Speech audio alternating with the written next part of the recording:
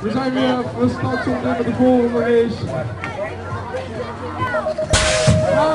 De broeders Smalbroekers zijn de stad. Maar het is nog kopstuk van nummer 73, Juri Schrijver. Hij gaat er vandoor. Dan is het ook nog Jasper Molk die de race is. Hij komt woensdag, alles heel goed op de training, dat zei hij tegen mij. Maar het lijkt niet helemaal goed te gaan, maar hij komt naar buiten omhoog. Daar komt hij. Vol gas, vol gas. En dan gaat er een hele mooie eerste plaats zijn. De broertjes Smalbrugge strijden om die derde plaats.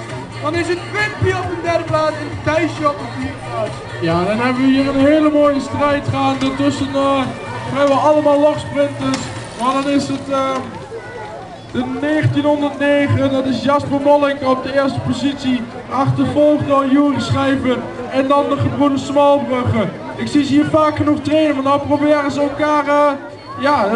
het is een hele mooie strijd tussen hun en ja, ze zijn nou even goed concurrenten van elkaar.